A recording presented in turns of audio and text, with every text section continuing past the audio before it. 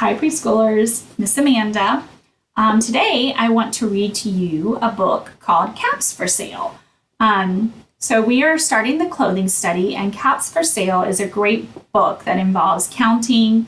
It's an easy book to retell, and it's a fun book to kind of have the pieces to retell the story with, which I will be sending home.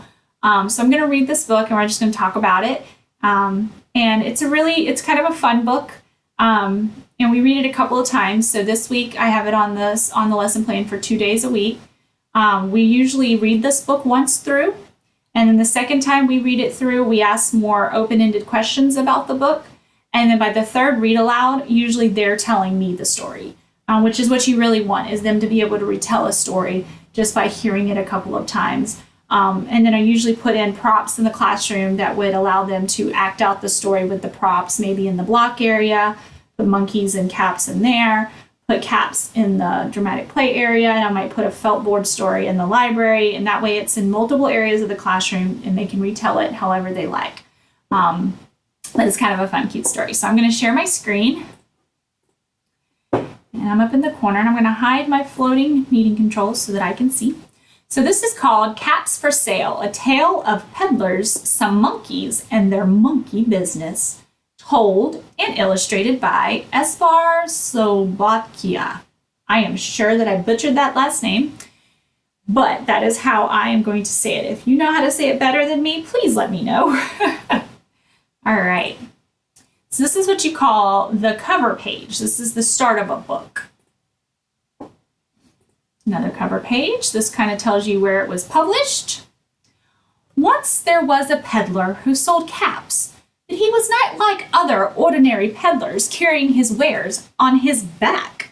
He carried them on top of his head. First, he had his own checkered cap, then a bunch of gray caps, then a bunch of brown caps. Then he had a bunch of blue caps, and at the very top, a bunch of red caps. So let's count our caps. So we have his checkered cap is 1, right? Then we have 2, 3, 4, 5, 6, 7, 8, 9, and then 10. So we're up to 10 in the first blue cap. 11, 12, 13, 14, 15, 16, 17. He's got 17 caps on his head. My goodness, that's a lot of caps on your head. How many hats do you think you could wear on your head and walk around? He walked up and down the streets, holding himself very straight as not to upset his caps on his head. As he went along, he called, "Caps, caps for sale, 50 cents a cap." One morning, he couldn't sell any caps. He walked up and down the street, calling, "Caps, caps for sale, 50 cents a cap." But nobody wanted any caps. That morning, nobody even wanted a red cap. He began to feel very hungry, but he had no money for lunch. "I think I'll go for a walk in the country," said he, and he walked out of town slowly, so as not to upset his caps. He walked for a long time until he came to a great big tree. "It's a nice place to rest," thought he, and he sat down very slowly under the tree and leaned back little by little against the tree trunk so as not to disturb the caps on his head. Then he put his hand to feel if they were straight. First he checked his own cap, then the gray caps, then the brown, then the blue, then the very top, the red. Can you stretch your hands up like that, like you're touching the caps on your head? They were all there, so he went to sleep. He slept for a long time. When he woke up, he was refreshed and rested. Look at the picture. Do you notice anything different about the peddler? But before standing up, he felt his head to make sure his caps were in the right place.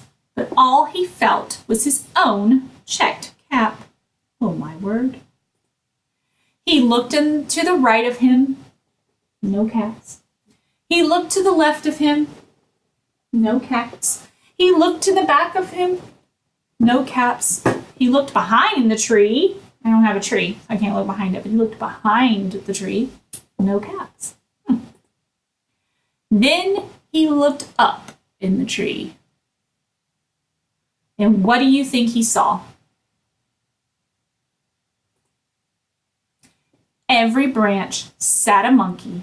On every monkey was a gray or a brown or a blue or a red cap. Oh my goodness.